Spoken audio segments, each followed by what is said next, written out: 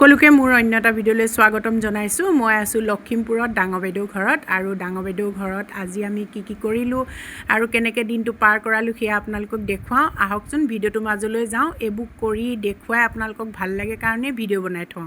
এয়া ৰাতিপুৱাই গোটেইখিনিয়ে চাহ জলপান খাই ল'লোঁ। তাৰপাছত এয়া পুখুৰীত মাছ ধৰা কৰিলোঁ।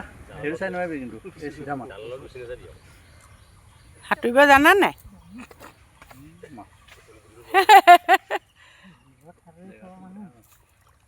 পিছে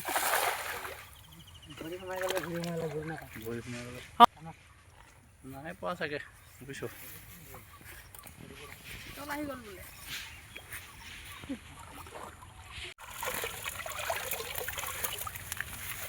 প্ৰথম খোৱাতে আহিছে ন? ৰাখিবা নেকি? হে ইমান ডাঙৰ মাছটো নেৰাখিব পাই। এইটো দি দিয়া আৰু ডাঙৰ হ'লে আমি অহা আকৌ ঠাণ্ডা দিনত আহি খাম। এইটো দি দিয়া।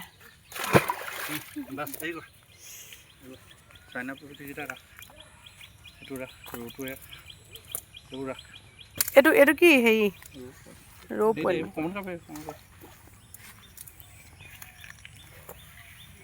এইটো চাইনা পুঠি।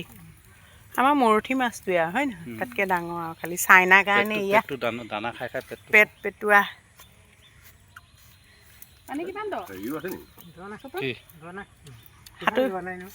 চন্দা এই চন্দা কেইটামান আছে, কেইটা আছে নাজানো। চন্দা এইবাৰ দিয়ে নেকি? জানো এইবাৰ এই ইয়াতকৈ ডাঙৰ হয় নহয়, চন্দাবোৰ এৰি দিব। সেইবোৰ ৰাখ। হেৰি এটা অনা নহ'ল ন? সেইটো ৰৌ নে হেৰি গ্ৰাছ কাপ? এই দে গ্ৰাছ কাপ হ'লে গ্ৰাছ কাপ কমলকা ৰাখি থ। ৰাখ এই কেনেকৈ চিনি পোৱা মতা মাইকী মাছ? অঁ অকণ ডাঙৰ হৈছে। কিমান ডাঙৰত দিয়া এইকেইটা? অঁ ডাঙৰ হৈছে তেতিয়াহ'লে।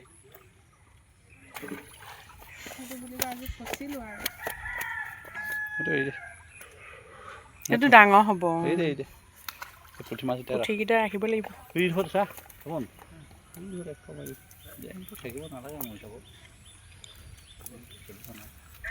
চন্দা মাছ কিমান দিছিলে? চন্দা মাছ নিদো বুলি আছিলোঁ, জানো কেইবাটাও আহিলোঁ। অঁ 4টা আহিলে।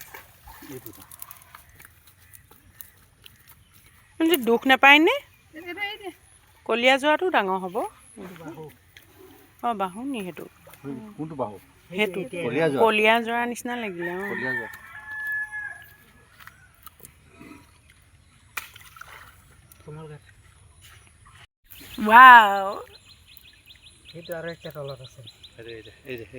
এইখিনি আজি খাবৰ কাৰণে ৰখা হ'ল। বাকীখিনি গোটেইখিনি আকৌ পুখুৰীলৈ দি দিয়া হ'ল। ডাঙৰ ডাঙৰ মাছকেইটা দেখিলে নহয়, খোৱাতকৈও মানে ধৰাৰ চখটো সঁচাকৈ বেছি। এতিয়া জাল ধৰিয়ে মৰা হৈছে, কিন্তু নিজে মানুহে মাছ ধৰিবলৈ পালে কিমান ভাল লাগে নহয়। এতিয়া কাটি বাছি লৈ নিমখ হালধি সানি এইখিনি এতিয়া ৰান্ধোঁ। এইফালে আধা ফ্ৰাই কৰি লৈছোঁ।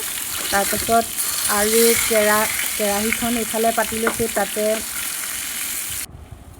জোখমতে তেল দিছোঁ আৰু মই অলপ কম তেলত ৰান্ধিবলৈ চেষ্টা কৰোঁ। তাতে এচামুচ মিঠি গুটি আৰু বিলাহী দি প্ৰথমতে বিলাহীখিনি আধা সিজা কৰি লওঁ। আৰু মই বিলাহীখিনি ভাজোঁতেই কিন্তু ইয়াত নিমখ আৰু হালধি দি দিওঁ। নিমখ যদি আমি বিলাহী ভাজি থাকোঁতে দিওঁ তেতিয়া সোনকালে গলি যায়, সিজাত সহায় হয়। তাৰপিছত এয়া মই কোমোৰা পিচি লৈছিলোঁ। এতিয়া কোমোৰাখিনিও দি ভালকৈ এইখিনি আধা ভজা হোৱালৈকে থাকিবলৈ দিলোঁ। তাৰপিছত আঞ্জাখন অকণমান ডাঠ হ'বলৈ কেঁচা পিঠাগুড়ি 2 চামুচ দি পানী অলপ মিলাই এতিয়া জোখমতে পানী দি ভালকৈ আঞ্জাখিনি উতলিবলৈ দিয়াৰ পাছত আধা ভজা মাছখিনি দি ঢাকোন মাৰি সিজিবলৈ দিলোঁ। আৰু এইফালে মই ৰান্ধি আছোঁ ভোল, জিকা, তাৰপিছত আছে ৰঙালাও, আলু, এইখিনি মিক্স ভাজি। আৰু এয়া মোৰ টেঙা আঞ্জাখিনি প্ৰায় হৈ গৈছে। ইয়াত মই কাজি নেমু চেপি দিছোঁ।